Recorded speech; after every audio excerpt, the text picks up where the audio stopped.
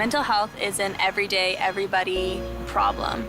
I mean, we talk about our physical health all the time. We talk about working out, eating healthy, getting sleep, so why don't we talk about how we're feeling?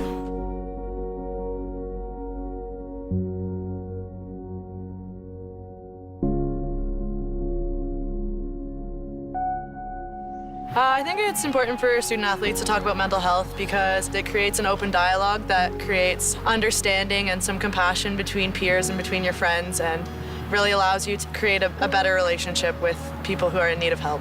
It's tough to keep things in, and all of that will just build up, so having that outlet to talk to somebody is going to be very beneficial. Dans un monde idéal où tout le monde parlerait de leurs problèmes de santé mentale, ben, ce serait bien parce que les gens n'hésiteraient pas à en parler, ils se sentiraient pas isolés. Knowing that there's other people who are going through the same situations and dealing with the same problems really makes people feel comfortable to seek the help they need and, really try and get better and get back to where they were. Je pense que c'est important de parler de notre santé mentale parce que si on en parle, si on parle de nos problèmes, ben, on risque de trouver des solutions. Mental illness has impacted my life in various ways.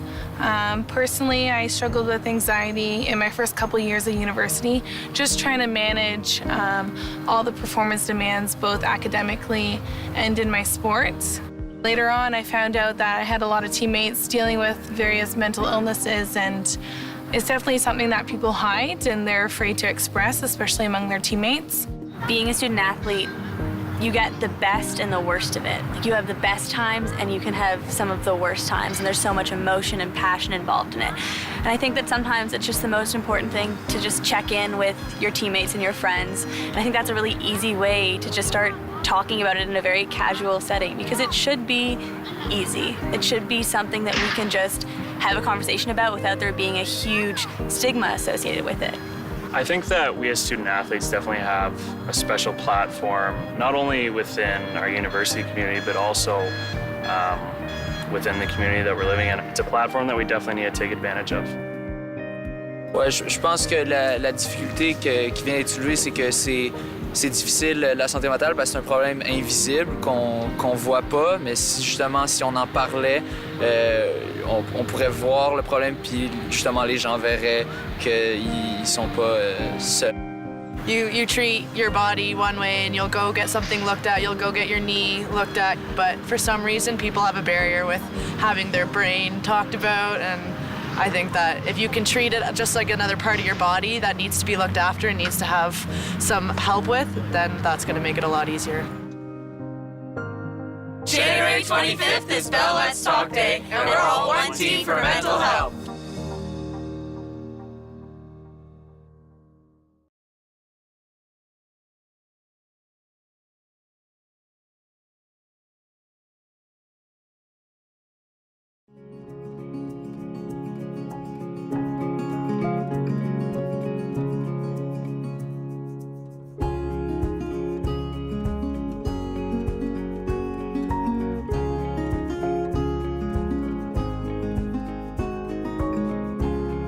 I'm Malcolm Wildeboer. I'm an architect and a partner at Vandenberg and Wildeboer Architects in Canada, Ontario. And I'm delighted to be this year's winner of the Marvin Architects Challenge. We're here today at the Wedge House. It's a beautiful waterfront property on the Ottawa River. The property's been in the family for about 60 years. I grew up here, my kids grew up here. We had a much more modest cottage, but we wanted to create a four-season place. We knew we didn't want a traditional home, but we left it largely up to Malcolm to present to us his vision. There is a real process of discovery with this home. You're driving through the pine forest and you arrive at this escarpment edge. You're sort of drawn into the house from the forest, across the bridge, and there's a real element of surprise, I think, when that door opens. You're faced with two very large Marvin picture windows, which I've framed so that you don't see the edge of the window, you just see the planes of the glass. You almost feel like you could dive into the river from this spot in the house.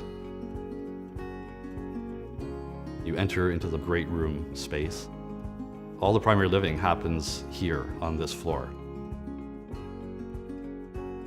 The large glazing wall facing the river is comprised of a number of Marvin sliding patio doors. and then large trapezoidal picture windows across the top that follow the shape of the wedge.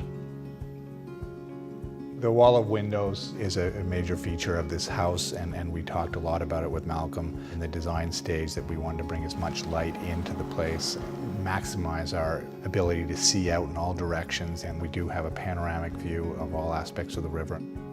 People just instantly love it here. They feel comfortable, they wander out on the deck and back in, and that was why we had it done, was so we could share it.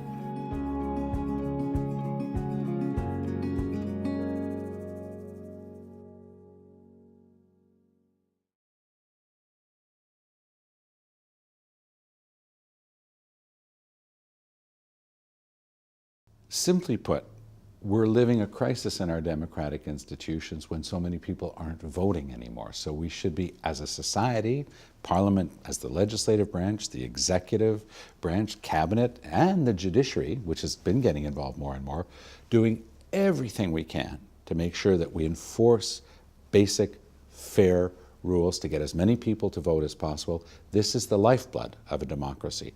Right now, we're facing a huge challenge. We've got a government that doesn't care about it and has been aggressively going against people's ability to vote, making it tougher and not easier to vote.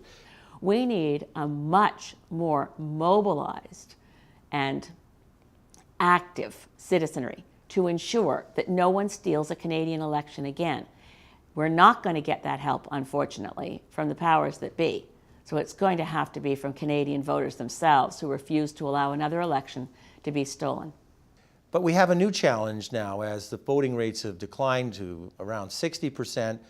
In many cases, you get almost as many people not voting as voting. And that would be okay if they were the same. But in fact, what we're finding increasingly is there's differences between the people who show up and vote and those who stay home. In fact, that's part of the new political game, is to get out your vote and possibly to discourage others from voting. And they were also aware of a really, really important form of voter suppression, which was, let's make them apathetic by, pretending that everyone's corrupt. Because now they knew, no, it's not just everybody's corrupt. It's a certain type of person that's corrupt, that is involved in voter suppression. And by being apathetic, we are doing exactly what they want us to do. So suddenly you had all these people going, I'm invigorated to get into politics again because I can name it, I can identify it, and I can beat it, because all I have to do is get people to show up to vote.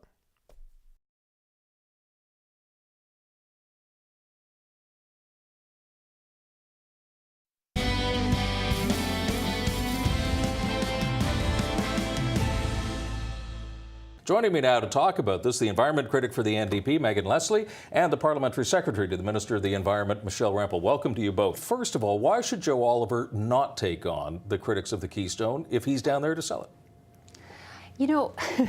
I think if I were a conservative, communications person, I wouldn't send Joe Oliver to do very much, including pitch an idea that actually this government really wants to see get through, because every time he opens his mouth, he says something incredible. So we did a motion, an opposition day motion in the House this week on 2 degrees of warming. And that came from when Mr. Oliver was doing what do you do when you talk to the editorial board at La Presse? And he said, Canadians, they're not too worried about 2 degrees of warming.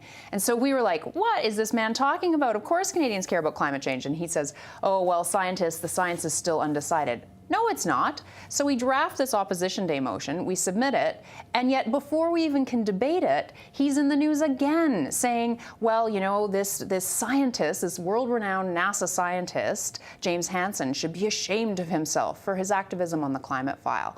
I have trouble with the Keystone Project to begin with, which I'm sure we'll talk about, but if you're gonna send someone to sell it, good Lord, find someone who can do a better job of it. Michelle, isn't this the problem, though, that when things like that are said, does it not play into a stereotype, perhaps, among the skeptics in the United States who go, aha, you see, the Canadians are troglodytes when it comes to the environment?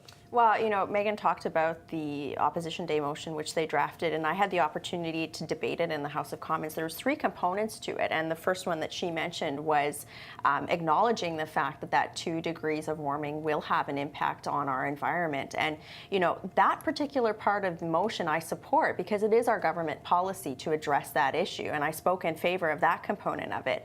I mean, this is where our government is focused on looking at each industry sector that is a major emitter, right? So we've looked at the coal-fired electricity sector, we've regulated that, we've looked at the light-duty passenger vehicle sector, et cetera.